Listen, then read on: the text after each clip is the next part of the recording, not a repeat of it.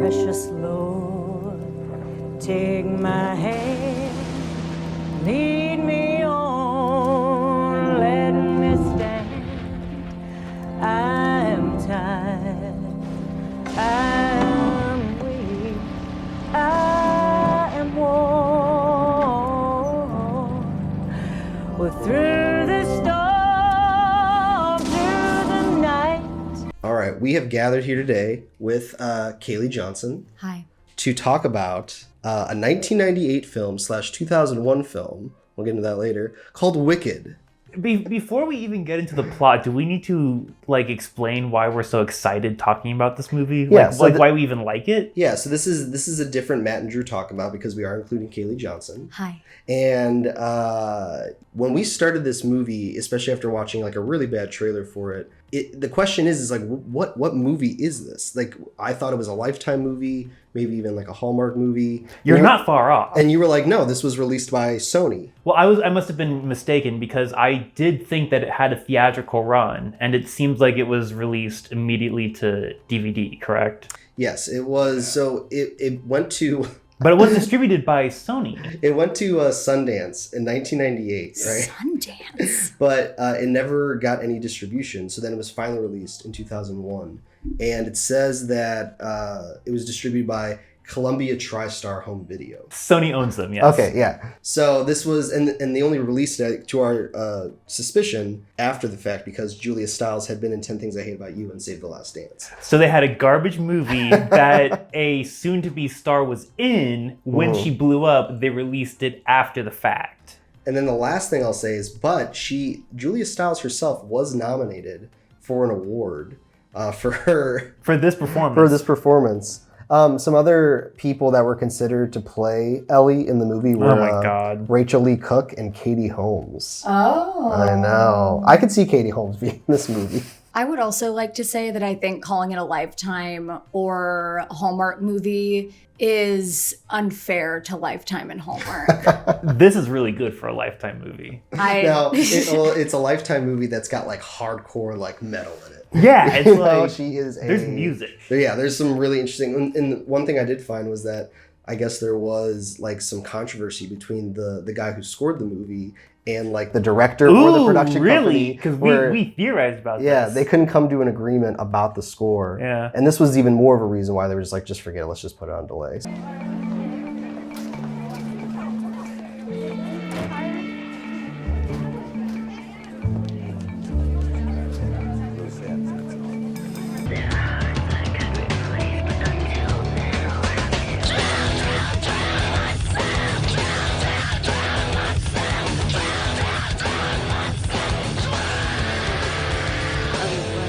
So I don't know what kind of terms they came to for the 2001 distribution. But they didn't get along. But I'll tell you what, the metal made the cut. Metal made the cut, baby. Ow! Oh, okay. Back off, all of you, or I'll pull his hair out. Do it. So let's do a little introduction of this movie, okay? It's called Wicked. It's from 1998, but it was distributed in 2001 on DVD. And it stars Julia Stiles.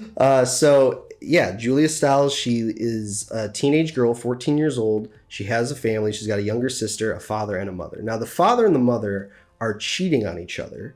And they are cheating on each other with... Separate affairs. The father's cheating with the nanny. The mother's cheating with a skeezy neighbor. The neighbor, yeah. The most generic. Who's also has a family or a wife that's left him suddenly. And is leaving him. So after the mother decides she wants to run away with this neighbor and she wants to take the kids with her, the daughter, Julia Stiles, gets wind of this. And she goes, well, not only do I not want to go away with my mom, but I also see that she's having an affair. We also haven't even addressed the fact that the movie opens with her being like, fuck you, Mom, I'm running away. Yeah. And her mom being like, ugh, will you actually follow through with it this time? Yeah. The nanny pulling up and her mom being like, oh, look, she's running away again. And the nanny being like, big surprise, and walking in. So already a tumultuous relationship. Yes. Can we rewind even from that? Because we immediately open on the nanny of all characters driving the car. That's true. Which confused me. I thought she was a sister because we're opening on her. So when she's coming in the house, Julia Stiles is running away. I'm immediately confused on what's happening, who's related to who. Yes. So Julia Stiles, she's in a troubled family. Everybody's cheating on each other. She doesn't like her mom. She decides that she's going to murder her mother. She does this by taking a golf ball, I assume, from the neighbor because he's a big golfer. Or is that a coincidence? Let's get through it. No matter if it's a coincidence or not, the golf ball comes through the window. It comes on the floor. It draws the mom's attention. She goes in the kitchen, and then from behind her, somebody takes a comedy mask. It's important. They are two heavy stone replicas, I guess, of the comedy tragedy masks, like the theater masks. So there's some themes behind this murder. Oh, deep themes. So she kills the mom. Most importantly, there's two of them, and there are two major murders. So somebody kills the mom. We don't know who killed. With the comedy mask. With the comedy mask, which I started laughing. So mission accomplished. Should we also just point out the entire reason why we started watching this movie in the first place? It was the plot, which was Julia Stiles plays a troubled teen who is close to her father, ... a little too close. Yeah. Now, I was even going to say, the murder happens way late. We had so much buildup that we just blew past. Yes. So we got to take this back to step -1. Well, what I like about what Kaylee just brought up was the fact, because now we can go back to the beginning, and then it's did she always want to kill her mother so that she could get with her father? That's an interesting thing too. I also want to point out that whenever she, at the very beginning, she's like, I'm gonna run away. And her mom's like, fine, do it. She doesn't end up running away. And her sister's like, you weren't really gonna run away. And she's like, well, no, I couldn't because I just thought about Dad. Mm-hmm. And what would he do if I ran away? He'd probably kill himself. Yeah. And that's a pretty heavy-handed open too. Well, it's funny too, because even just talking about these specific plot beats and then talking once again about the trailer, when we watched the trailer for this too, it did give hints of an unhealthy relationship, but I was still shocked, even though I saw it in the trailer, when she comes out in that dress with the pie or whatever. And this is after the mom's died. And it was a lasagna. Yeah. So this is after the mom has been murdered. We don't know who's been murdered. We don't know who murdered her. But after she dies, Julia Stiles' character starts inherently taking over the role of her mother by deciding not to go to school, bossing the sister around as if it was her daughter, and seducing the father. Yeah, the whole crux of this is that the mother dies mysteriously. The daughter is unstable, and when the mother is gone, the daughter takes the place of the mother. So did she orchestrate all of this, or did someone else murder the mother and the daughter's just unstable, fulfilling the role? I don't think that was inherently clear in the trailer, but I thought it was kind the of. Movie. Or the movie. When it all comes back around at the end. But when she's in that dress, I was like, oh my God. I was like, what kind of movie are we watching here? And the fact that no one questions it. Not a soul. This family is twisted. Yeah. It is. It's all of them. All four of them. Well, this family is wicked.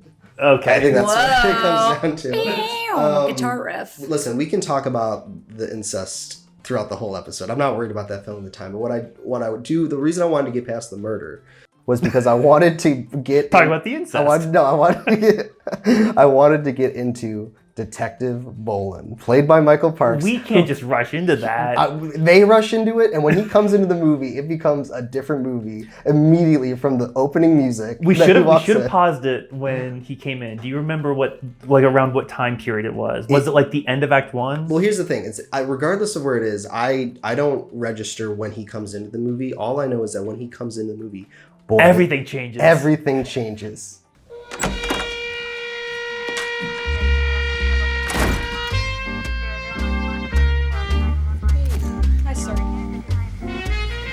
What are you doing, kid? Shooting overalls, sir.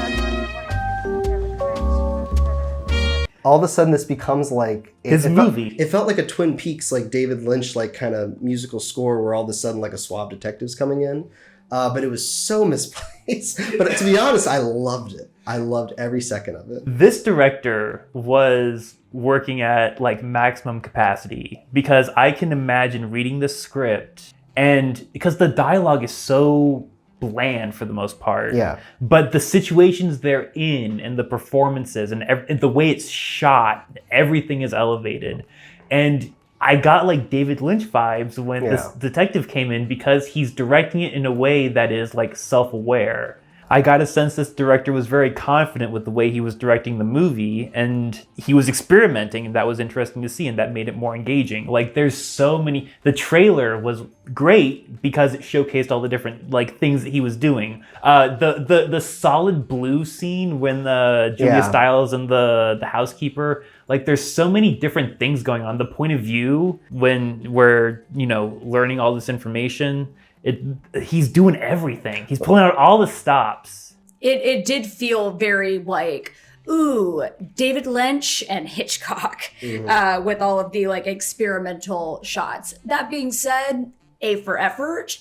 Yeah. But I don't know how much that stuff really added to the film. Well, I think there's nothing to start with, though. That's the point, is that the script basically has this implied incest twist, which, spoiler alert, it happens off screen for the most part, because you don't know about it until it's a gentle fade to black, and then you don't know about it. It's not confirmed until she threatens him with it, and then he takes it seriously.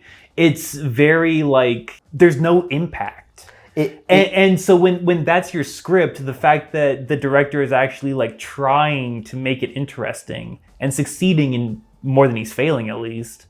Well, like it's something. That's what I think is interesting about the film in general, because it's not a poorly directed movie. The performances aren't bad. Well, hold on, but it's weird because it's like the story is so weird to begin with, and then secondly, the way it's executed, like all the beats are there, but the dialogue is so bad. The dialogue is trash. And I think it's like a perfect representation of this. Is that detective, because you have everything. He's the only one to wear. His performance is like, and I'm sure when he was with the director, he was like, I'm just gonna do this because this dialogue's dog shit. So I have to say it in a way that's like interesting or just weird enough for me. And it's like, it shouldn't work. I shouldn't be like laughing and I shouldn't be engaged with this, with the music and with his performance and the lines he's actually saying, because it's disregard like the things that he says when it comes to the actual investigation. What are you doing here? Well, Richie, a white woman got knocked dead in her own home inside a gated community. Don't you think they call me? I see. What do you got? Everything he says is ridiculous. Then he says things when he's like talking to the other neighbor that he's got a thing for, and we're gonna talk about her in a little bit. She's my favorite. But he's sleeping with the neighbor, and then I just want to bring up at the end of the movie when there is another murder that takes place that we'll get into, but there's another murder that takes place. His solution to answering this call is by going to the back door, immediately like jumping through the back door, diving, and just shooting. We're going to the climax. I know, but I just wanted to wrap up his character really quick because and then he goes up to the dead bodies and he just like looks at her and smokes a cigarette. He's just like, it's just like, so his performance in general, I think, is like what I'm talking about with this movie, where there's something interesting about it, but it's also it's so weird. It's contrast, because you have the lifetime melodrama of the perfect family with the incestuous twist, and then you have just like corny detective who's like the loose cannon and is just so engaging. It feels like two different soap operas that have been combined and directed by a film student. Yeah. Michael Steinberg, he's at least like won some festivals. Like he's had some nominees at like Sundance with other movies that he's done. Now he didn't write the script for this. The person who wrote the script for this only has 2 other credits. So I think this director is probably like, well, maybe I like the cast, and maybe this is going to be like an easy local shoot because it's really just set in like a small suburban town. Handful locations, yeah. Just like houses mostly, and then like some schools and stuff. But it's a pretty like low scale movie, and maybe he was like, oh, I could do something interesting with this. And he's like, what do you think about the script? And he's like, I don't know. He's like, yeah. And Julia Stiles, to her credit, she does give like an interesting performance. She does what is asked of her, and she does it to the best of her ability. She's easily the best part of the movie, with a very close second being the neighbor. Is it Miss Potts? Is that what her name is? Yes. Potter. And really fun fact, it's called, what's her name? Amaryllis? Amaryllis. Because that is the director's wife name in real life. Well, that was the character like even written in the script, or was the director like, I'm going to create a character, name her Amaryllis, and she's going to get with the detective? Honestly, that's it kind of my favorite seems part. like that based off of that random scene there is of her just playing piano and singing during a storm. There are multiple random scenes with her. She is in this movie so many times for no reason. My theory is that she's so entertaining. My theory is that she was friends with somebody on the production, like the director, and the director like knew that she was like a good singer, or just enjoyed her singing. She sings twice. She gets 2 songs in the movie. Yeah. She does. But this feeling doesn't come along every day. Now, I was curious as to like, because obviously when we like just movies in general, I don't think any story is off limits. And you especially if you go back to like Shakespearean times and stuff, there's lots of like weird romantic stuff. Well, this goes back to even like Greek. Yeah, like I was you're wondering, talking. where does this come from? Yeah, so there's like a classic, like there's the Oedipus complex, which is based off of the tale of Oedipus, who mistakenly sleeps with his mother and kills his father. In that he doesn't know that it's his mother and his father. Mm-hmm. But then the reverse of that is the Electra complex, in which Electra's mother kills her father, and so she, mourning her father, avenges him by killing her mother with help of her brother. So this is a play off of the Electra complex, because you even see like the father being wronged by the mother. She's afraid of, the mom talks about at some point, like, oh, well, we're going to get a divorce and we're going to move. And she doesn't want to leave her dad. So the mother dies, and all of a sudden she's taking over the motherly role and stepping in that place. So this is a modern Greek tragedy. It is. A lot of things are. Is shoehorned in by those freaking theatrical masks. Oh, yeah. The 2 greatest things, or the 2 most popular things to come out of this Greek tragedy, is the movie Wicked, and then a whole category on Pornhub that people watch. Ew. No, we haven't, because we're talking about character right now. Yeah. I want to just circle around, and I think the last character we need to talk about is Little Sister. Oh, I thought we were going to talk a little bit more about Mrs. Potter, too. Well, what else? Miss Potter. Ms. Potter. Ms. Potter, yes. What I like about her character is that she reminded me of the mom from The Room. I got the results of the test back. I definitely have breast cancer. Now, like, there is a hard She's cut. always upbeat. Yeah, there's a hard cut where literally, and this is one of my favorite cuts in the movie, it's when Julia Stiles is choking Inger, her sister, on the kitchen floor because they were playing. She took something from her. I don't remember what it was, but Inger's running around with it. Julia Stiles catches She's running her. around with the other mask. Mask, Oh, yeah. the mask, okay. Ellie is choking her sister on the floor, and it looks like strangling. And then it's just a hard cut to the father and Miss Potter sitting on the couch, and the dad just goes, Listen, kids fight. Oh, I know. I mean, I have a sister, and we fought. I mean, believe me, we fought like hell. But, I mean, we pulled hair or pinched or kicked. I mean, we didn't strangle. It is directed like it's self-aware. Like, that cut reminded me of The Room. And then what she just says afterwards, she's like, well, kids do play a lot rough, but, what did she say? It's like, not a little bit... Strangly. It's a little too... Serial killers do that, is the line. Ben, strangling. Serial killers strangle, not siblings. So whenever she comes in the movie, it's just with like a kind of like a jolts of energy in like reminding you of Tommy Wiseau kind of timing. I firmly believe the director is self-aware. Well, either way, he likes Miss Potter because, like we said, she gets 2 songs in it. The orchestra one in the rainstorm. She's in like 7 scenes. And then even at the wedding, I felt like they stayed on her musical number, not too long, but just like... Like, was long. It was long. It was a performance. It was a performance. God, that impromptu wedding also was so funny. And then even that was great. when the detective shows up at the wedding as They get well. We're married all so over the fast. place with the plot I know. in this. Either way, I want to just talk about Miss Potter. I think she's great. I love the fact that she sleeps with the detective. And then she's got that great line at the end, too, where She's she's so many like, great lines. she goes, what does she offer him? She goes, How about some cocoa? I'll never touch stuff. Come with me. My favorite Miss Potter detective scene is when they're with the nanny, and he comes out of the bedroom. After that, that's the audience and the nanny all learn that the detective has spent the night with Amaryllis Potter, and he comes out of the bedroom the morning after. And what did he say to the nanny?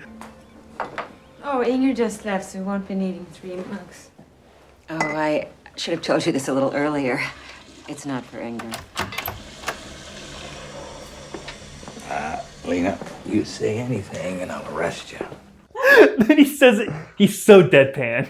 It's so wonderful. we had a theory that he actually doesn't ever solve a case. He just goes to towns and he goes to towns and he tries to find like a single house, like Every town has grandma an Amaryllis. or something. Yeah. His Achilles heel is the head of the homeowners association. And that's one thing to just circle back around on. We were trying to figure out what she does. Well, And she's there because we need cares. No, she's there because we need a reason for the detective to be close by for the final murder that takes place, so he can come in You're just thinking as a screenwriter. like a bull in a china shop and just shoot the first person he sees. Do we want to talk about the climax? 'Cause we're Let's all over the finish place. talking about the characters because you want to talk about Inger. I want to talk about Inger. And I mean, Inger the Dinger. It would kind of require more. It would Which is an actual thing that somebody says. I love it because, like, do you guys know what a dinger is? It's a penis. I mean, I figured. Inger Yeah, the but Dinger. I've like when I was growing up, like I've heard it been called like a dinger. Okay. So when I heard that insult, it made me feel like Validated? yeah, because like that's an insult I get and I know no one else gets. You can relate to the bully in this movie. Just ignore them, okay? And what are you gonna do about it, Dinger? Yeah, Dinger. Well, you know what? Even just to go back to this incest family, maybe that bully, just to fix the movie real quick, maybe that bully's making fun of them because they have like a close family, just to set it But up. that's not established yet. That's something that happens. That scene is so weird because all I guess it shows is that Ellie is like a wild card. She grabs his hair and drops an F-bomb and She's all that tough. stuff. I mean, I don't know if we can talk about Inger without edge. just mentioning like the spoiler for the end of the movie too. Well, my favorite. There's so many things about Inger that are great. There's 2 we can talk about before the ending. So I guess the ending would make it 3. The first 2 are I love this scene when mom talks to her from beyond the grave and she almost walks into the grave. Oh my God, that scene stood out to me. Why did that scene even exist? That scene was. I'm doing that- a chef's kiss right now, but you can't see it. We feel it. That element that there is like a clairvoyant or a telepathic. I thought it was going to come back. I connection. was really hoping that there would be more like Yeah. beyond the grave communication between like Inger and like someone else. Like she was touched or something. Well, it's like both the sisters are really weird, and it's like, well, I want to get back to that in a second. Both the sisters are really weird, and it's like, why is this family the way they are? Why is this called wicked? I think they just have a psychotic gene. There's that scene in which like the dad like went away on a business trip and he comes back and he gives Ellie, Julia Stiles, like this makeup kit. But then That's the he just beginning. gives Inger like this like stupid stuffed animal that she's just kind of like, oh, okay. And then later Julia Stiles like comes downstairs and sees her dad sleeping on the couch because she was eavesdropping and heard her parents arguing. And she's like, Dad, do you love me? And he's like, well, don't tell anybody I said this, but you're my favorite. And I feel like that moment of the mom talking beyond the grave and being like, I love you, sweetie. You were my favorite, was just a way of like showing like favoritism or something, or like showing that like the dad and Ellie had a closer relationship and Inger and the mom had a closer relationship. I really felt like that was the only thing that it was establishing. Well, there's so many things that are thrown in there that they don't explain. Why is Ellie her dad's favorite? Why is Inger connected to her mom in like a telepathic way? And that was just a thread. That was one off, and then it never came back. And why is this family wicked? And, you know, the thing with Inger is she gives little hints that she's also trying to, like, replace her mom because there's, like, one morning when she brings, you know, the lunch bag out and gives her That was my second favorite Inger moment because I was like, what the fuck? Like, he's not going to fuck an 8-year-old, is he? I thought the dad was having, like, his, like, realization that what he's doing is fucked up, and he's, like, imagining now Inger in that position. But no, she's literally doing this. She's literally just acting like Ellie. Well, the question... And I'm shrugging my shoulders right now because it's like, why? There's no explanation as to why anybody in the family behaves the way that they behave. Other than it's fucked up. Yeah, it's just fucked up. Yeah. And it's just like, you know, if it is a Greek tragedy, then I guess these characters just by nature are messed up, right? Honestly, we could have used a Greek chorus telling us what the hell was going on. It would have been good. Like from Hercules. Exactly. And, you know. She's 14 and she's running away. that actually makes a lot of sense because, like, I had two guesses. My guesses were, the first one when I was watching it was... literally, there's a gas leak in this house because everyone's acting bananas. You did say that. And then my second one was the psychotic gene, which I pitched earlier on the show. But you probably have the best one, which is just, it's like destiny. It's like some people just have tragic destinies, and this is what it was because it was all incestuous and murdery. I'll tell you what, here's how you fix this movie. Open the movie with one of the trips that the dad comes back on. He brings back those masks.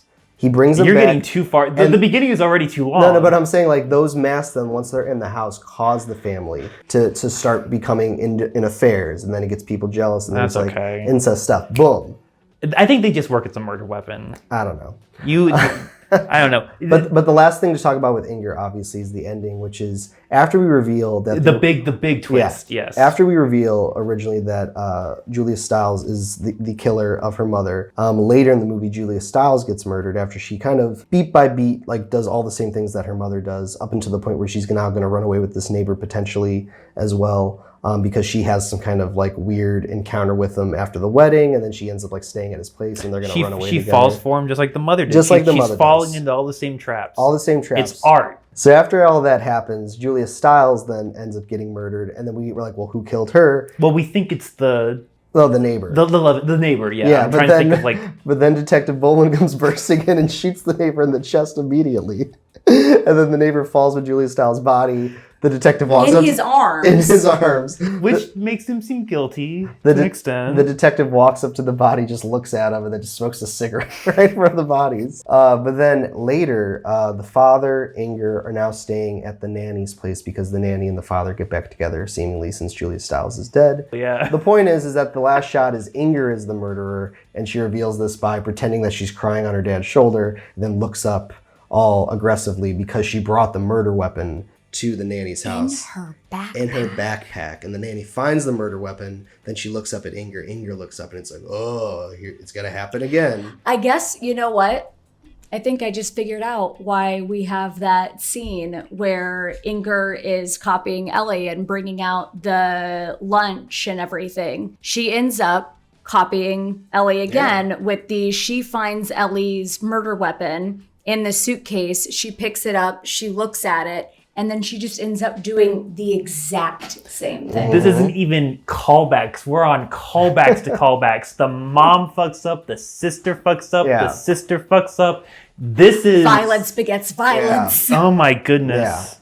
And I guess because 5 out of 5 stars. I guess Inger becomes jealous because then Julia Stiles just gets to become the mom after she blackmails the dad and says, well, if you don't get rid of your new wife, I'm going to tell everybody you have a mole on your butt. And then he just breaks down crying. And that scene was so interesting because I was just thinking about on the day, like, okay, what scene are we doing? Yeah. Well, because what happens? He commits hard to it. Let's back up. We got a lot that we've missed in the middle. there is so when Ellie is getting more and more into her mother's role, she gets more and more close romantically to her father. Yes. There is one scene where they fall asleep on the couch together. what does she say? Kiss me like you did when I was 3 years old. Well, So he comes home late from work that night. They argue because she's been sitting up waiting for him. And he was out to dinner with the nanny who, spoiler alert, he was having an affair with, and essentially tells her, like, well, now that my wife has been murdered, I can't marry you so that you can get your green card because, by the way, she's Swedish. And she's like, fuck you, and walks out. And this is before cell phones, so Julia Stiles can't get a hold of him. They get in an argument when he comes home. Well, he's been drinking too. He's been drinking, and he falls asleep on the couch, and then she comes down and she's like, I was just really worried. And he's like, yeah, I guess I should have called, which, like, typical man. And then she's like, do you remember when you used to kiss me like a movie star? And he was like, oh man, that must have been like 7 or 8 years ago. 10 or 11 years ago. And when he said that, I believe, like, we all paused and I was like, why? Yeah. Why did you do that even then? We were all confused. Well, she leans back and he says, like, what do you want me to do? Or something like that, which I don't know why you would say that in that situation. And she says, kiss me. And then it fades to black on the dad's face. And it comes back up. And Inger is watching her dad and her sister canoodling on the couch. Well, they're not canoodling. Post-coitus. Post-coitus. They're snuggling once again, but in a much more romantic way. And this is what I always get hung up on. They're fully clothed. Well, yeah, I mean, like her nightgown's like on, like she never took it off. Well, that's probably the director trying to like insinuate like what happened, you know. But we know what happened. And then Inger's like I'm gonna make breakfast, and then like the dad's like, oh, that's fine, and then like it was really weird because he was acting like she was acting weird. Yeah, she was clearly uncomfortable, and he was like, why are you uncomfortable? Are we saying that the father is the actual antagonist of this whole movie because he's just banging his daughters? Destiny. This is a Greek tragedy. Yeah. Destiny is the antagonist. Yeah. Everyone is just a slave to fate. So it's fade to black. It's implied something happened, but it's not clear. They wake up, they're fully clothed. There's that weird interaction with Inger. Then we have this conversation where Julia Stiles reveals that she is going to blackmail the dad. Oh, if you don't break up with the nanny, who he's already married to at this point, by the way. I think they're engaged at this point. No, they're married. No, they're married. She blackmails him after the marriage. Yeah, which makes no sense. Why wouldn't you do it before? We know that because there's another great hard cut. So after Julia Stiles is blackmailing her father, saying, if you don't break up with your new wife, I'm going to tell everybody everything. You're getting ahead of yourself, though, because that is a great cut. So she but it does happens that after this. So she does all that. She blackmails him. He's crying. He's hunched over. He's shivering. And he goes like, what do you want? And she goes like, you know what I want, you bitch. And then it's a hard cut. It's a hard cut to him now with the nanny, his new wife. And he's like, I just don't think it's going to work out. It's like a comedy cut. And she literally goes, it's been 12 hours. It's like a comedy. It's cut so funny. It's during this threat that it is confirmed to the audience. This is the whole point of the conversation. It is during this conversation where she threatens him that it is confirmed to the audience that they actually did it. Yeah. So it happens like after the fact. There is no, and this is what got me caught up, is there is no change in chemistry. There is no change in relationship post intercourse. They act completely the same way they did before intercourse than they did after intercourse. Well, what the father... That felt weird. What the father tries to do is he tries to then bring in the nanny to get like, he tries to create that normal home life again. So you're right. He doesn't really... That feels problematic because you're post intercourse. Well, here's my other thing with this. It's not that the father sleeps with her and like, you know, and I know that that's like a big thing, but also the fact that the neighbor also wants to sleep with this like 14-year-old girl. Now, is that just once again destiny because he did that with the mom? But I that's exactly what I see it as. Yes. And I remember asking, I was like, what state are they in where 14-year-olds? That was a whole conversation because I'm pretty sure it's Utah. I thought it was Florida. There's 3 different locations because there's tumbleweeds. So you think you're in like Oklahoma. It looks like a neighborhood that is in Vegas because it is like perfectly like suburban. So I thought Vegas, and then there is a Florida license plate. Okay. So there's 3 different possibilities. It's all over the map.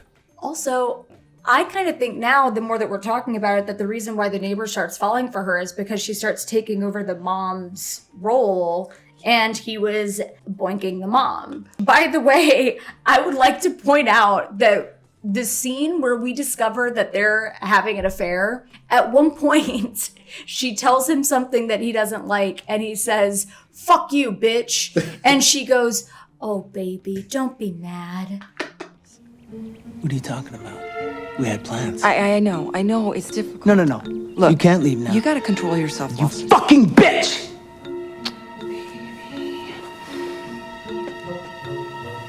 Well, it's like that neighbor character is very similar to the detective, where it feels like he's in a completely different movie too, and he's just not a good actor. He's wearing a bucket hat. He's wearing for a like bucket half hat. Of it. Hold on. I thought it was going to be for like one scene, but It's he's truly showing the up in last it. half of the movie. And then there's that great scene also where after Julia Stiles leaves the wedding drunk, she falls into seemingly a sand pit. It's a golf course. She Yeah. falls into like one of the holes. And then he's out there chipping in the middle of the night, I guess, or he's playing golf in the middle He's of the always night. just playing Yeah, golf. he's always playing golf. He's always holding a golf club. And after he picks her up out of the sand, she's not being as harsh to him anymore. And he's like, "You're obviously wasted." He's like, "Why don't you come back to my place and I'll clean you up?" And he gives her a salon style shampoo, I'm could have assuming been in an conditioner. Herbal Essence commercial. He's giving her like a bath. It is so weird. It is filmed like a sex scene. At the very least, they're like, they're setting him up. His job was he worked at a salon. No, he was in a band, I thought. No, because he's just doing it in the bath. I thought he had like an actual like salon set up in his house. No, he's doing it in the bath. Yeah. And I couldn't tell that in the extreme close-ups. Well, also it's like, if he was just doing it a salon thing, at least she could have kept her clothes on. But then we reveal that she was in a bath. I mean, is she sitting in the bathtub? Just how is she? I thought she was outside the bathtub with her. Oh, okay, head. that makes more sense. Yeah, I thought she was not in naked. The bathtub. No. Well, and then so after he washes her hair, they decide they want to run away together, and then pretty much story writes itself. Can we run away?